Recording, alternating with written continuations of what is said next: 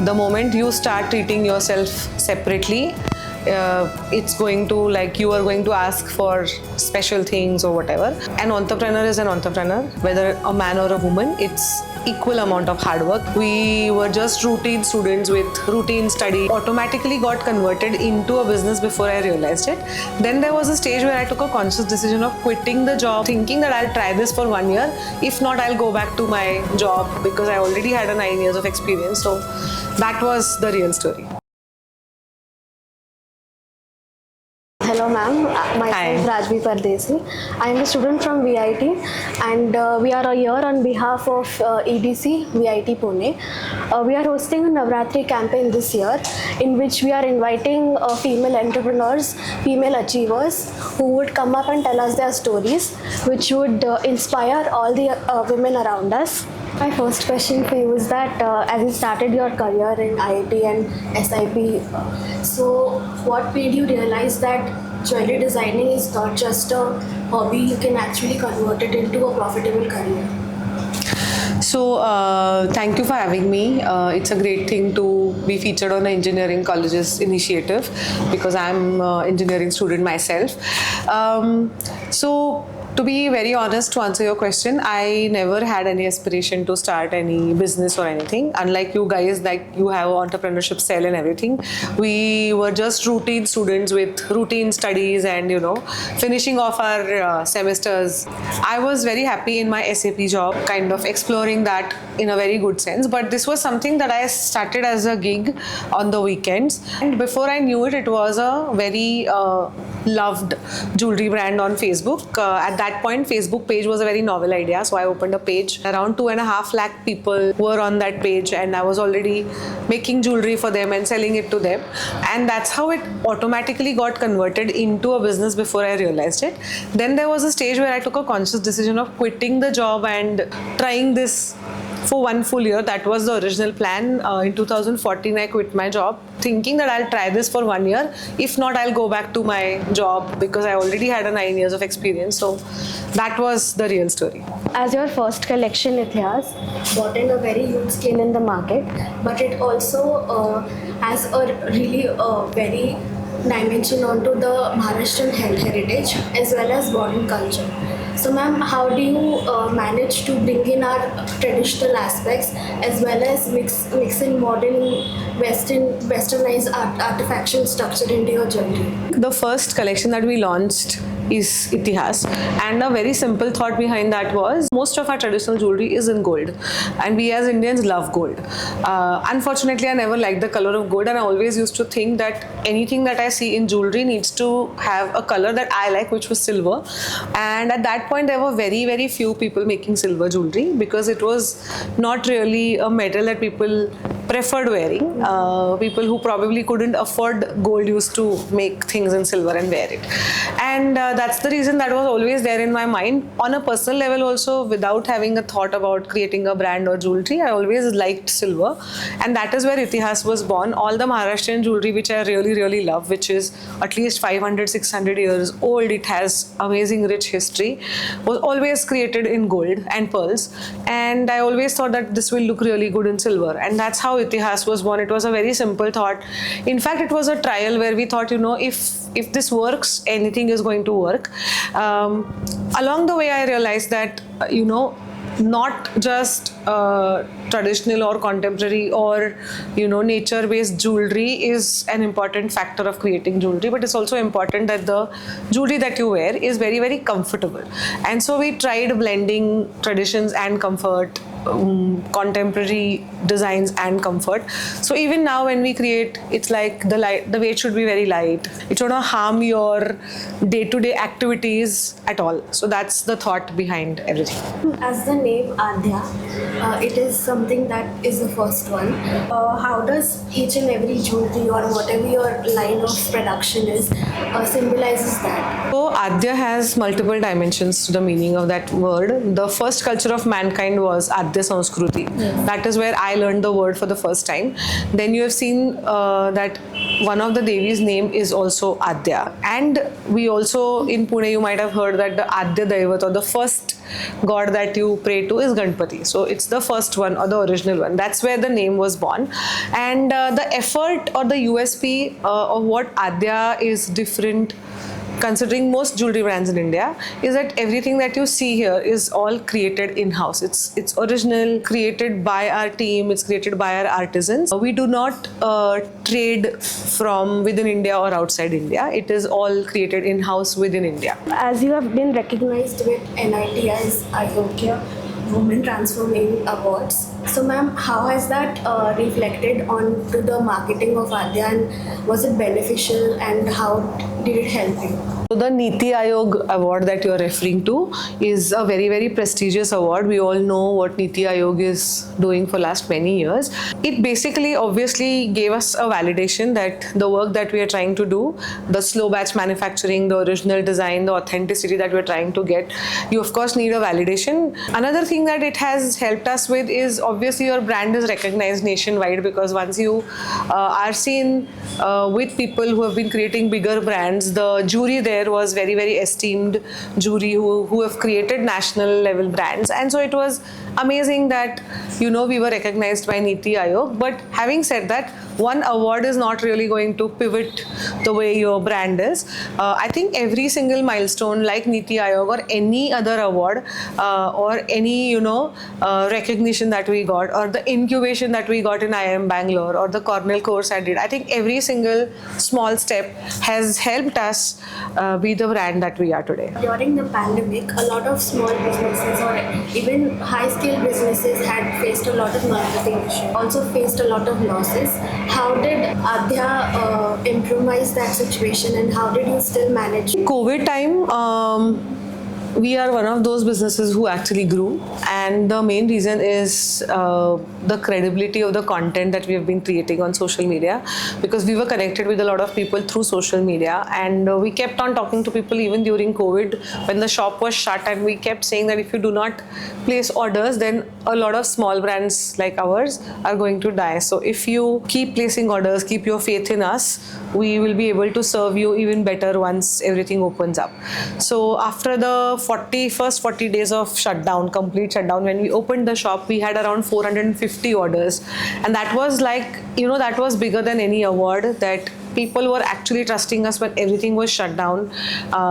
We got so many orders, and we actually made sure that it was treated in a very personal way. We went to a lot of people's home, we delivered them by hand, we wrote letters to them. We said that, you know, you are people who tomorrow when the brand grows bigger and bigger, you are the people who will be people who have supported us in the worst times. That really worked. Also, we started an initiative called as Adapt and Create during COVID, where we started talking about the authenticity of the jewelry, because customers' first right is to know everything about the product that they are buying, and how is it made, what's the process, whether it is silver, what's the purity of the silver. So the customer is entitled to know the entire information, and that's what we tried to do through Adapt and Create, right from the design ethos and the thought that we had put in while making that jewelry, to the manufacturing, to the purity, to the usage, how to clean, what is gold plating, all the technicalities.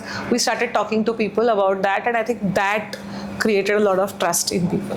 Where do you get your inspirations from? Are you a traveler, or is there anything in specific where you actually get the inspiration for your designs, any manuscript or any Indian architecture that inspired you? Honestly, everything that you said has been inspiring. I used to be a voracious reader before I started a business. Now I do not get a lot of time to read a lot of books, but I think the first starting point of inspiration has always been books. I've been reading a lot of books in history, and they have inspired me, and I was probably not reading them from a research point of view, but it has inspired me to kind of, you know, start with traditional jewelry. And no matter how many creations we keep creating, how many collections we keep doing, now we have more than 30 collections, but our core, we are still known for our well-researched traditional jewelry, because we do a lot of research, we put in a lot of, you know, effort to find out how it started, what do locals wear, what do they prefer, and how do we translate it into something that everybody can wear. So I think we also try to find out stories behind every piece of jewelry, and I think that's what kind of inspires us. What are the role of karigars? What do they play and how is it implemented?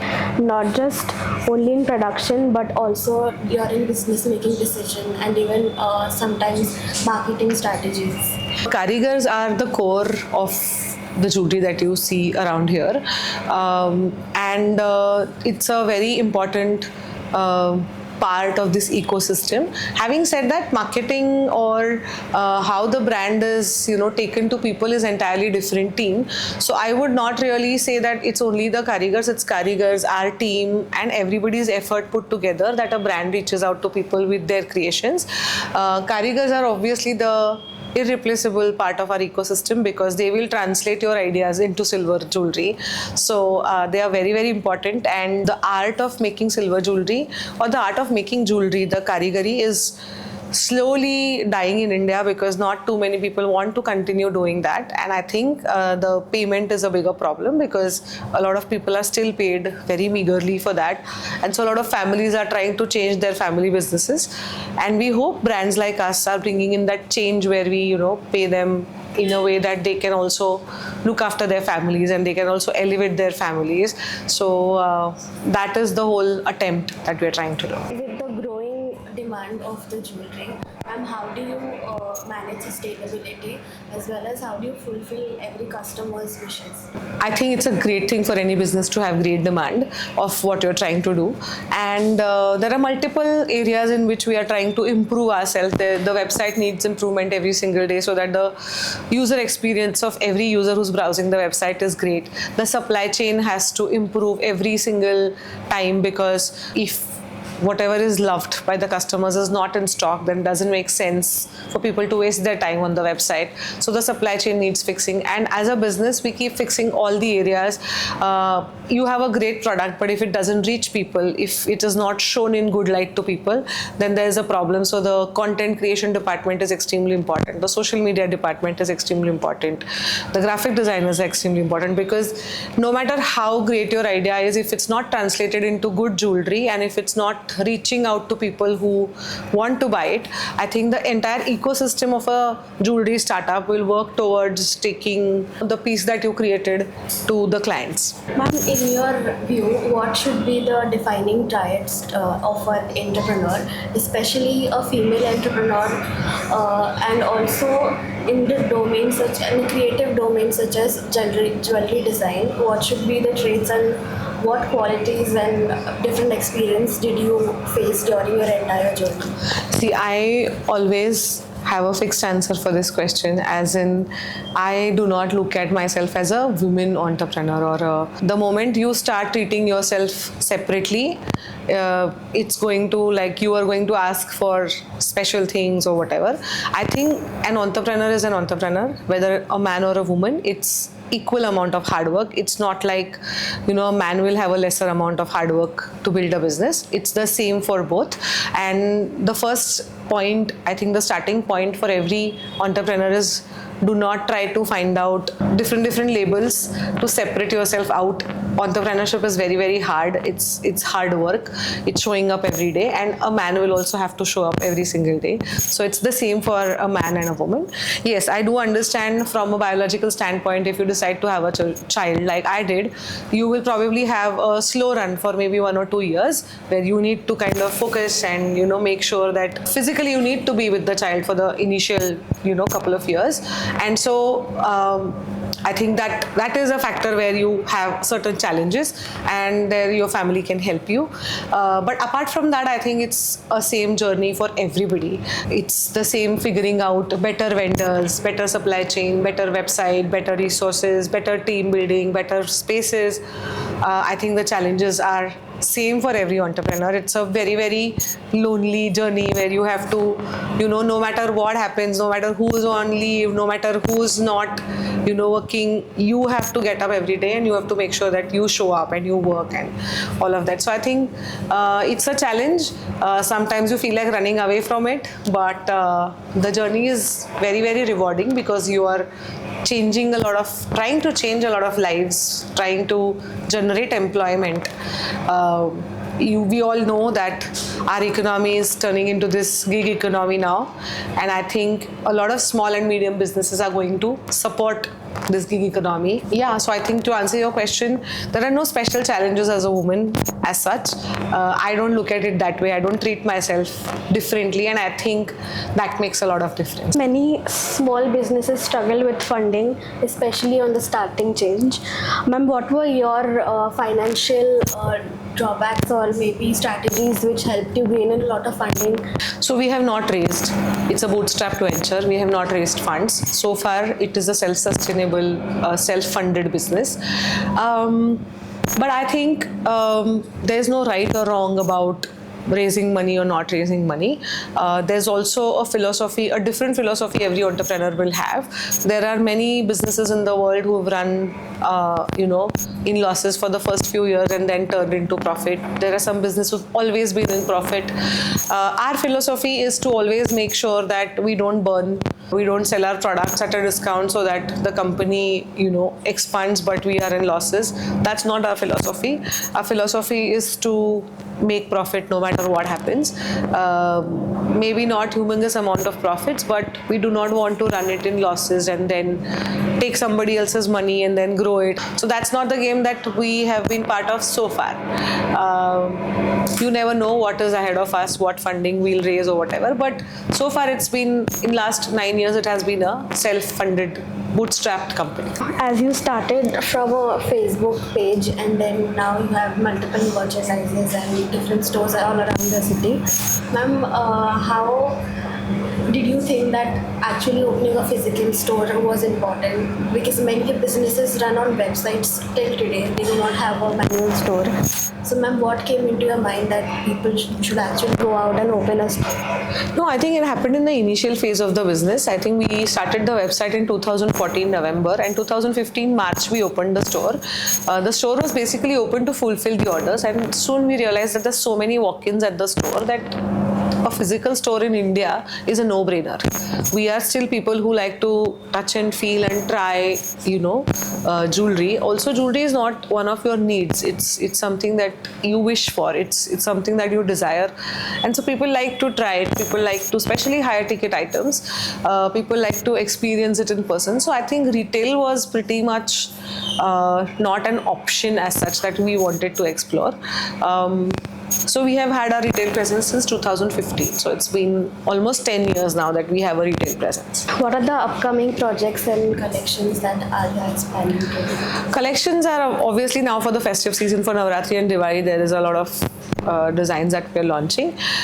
We have recently created an interesting model for offline. I don't think in India anybody has created a kiosk for jewelry like we have, and that has been launched at 6 places so far, and our target is to kind of expand it and scale it up using that, because the space and the investment ratio versus the branding and marketing that we get out of it is really, really amazing. And that's our future plan, that we would like to go to a lot of places to build the credibility of the brand and kind of showcase the brand in multiple cities. That's the plan with the kiosk.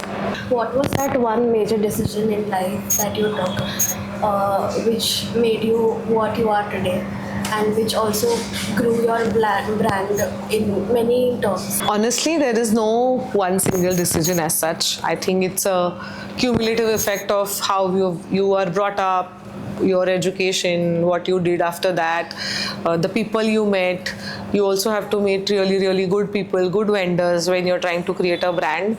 I think what I have realized over years is that showing up every day is the trait that is extremely crucial to any entrepreneur's journey. And I think that is something that I try to do every day. But to answer your question, I think quitting my job and taking this up full time is one moment that kind of changed my life, because that made me extremely responsible and serious, and I had to kind of rediscover myself completely, because my life was set. I had done my degree, I had 9 years of experience in SAP, and I was all set to kind of continue with that career.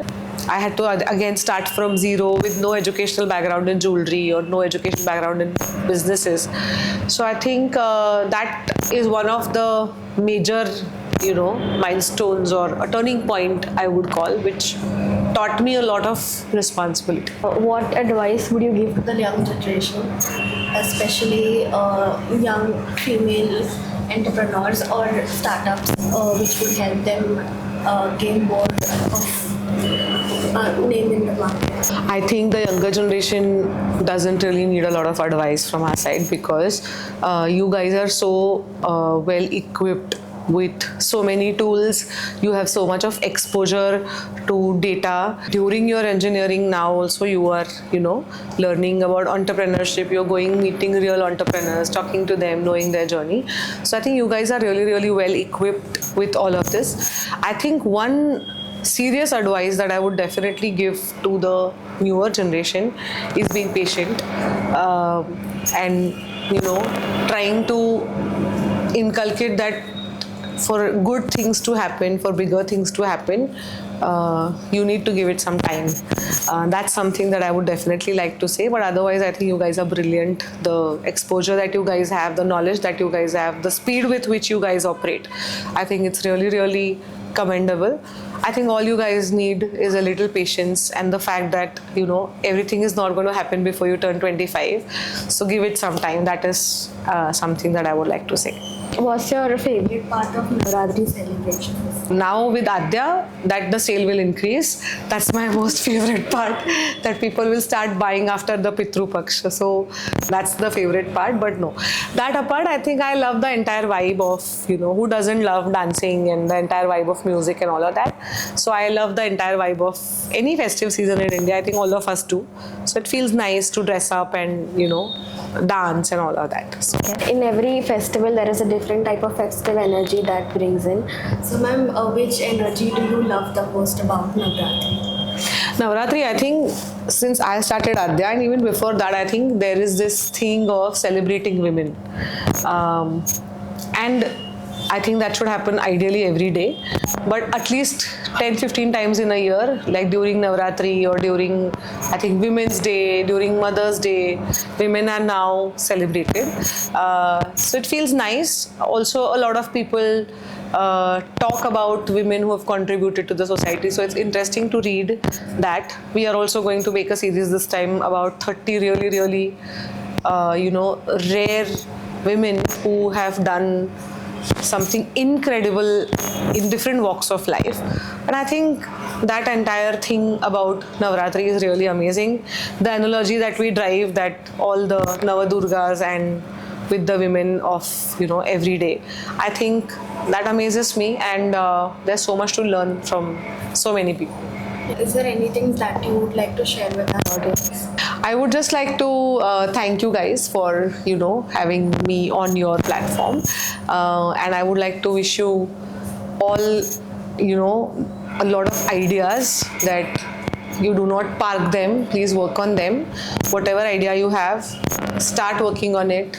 Make a startup. Our country is really, really prepared now to run small, medium, large size businesses, be it tech, be it fashion, be it agricultural, be it social. All type of startups are doing really, really well. So if you have any idea, please do not leave it at that. Please do not get bogged down by what you should do as an engineering graduate. And I wish you all the very best for running amazing businesses. All your entrepreneurship cell students who have opted for learning entrepreneurship, I hope you guys find your calling and you do something really nice in this space. Thank you so much for having us. It was a really beautiful and a really inspiring experience. Thank you. And we wish you all the best for your life. Thank you so much.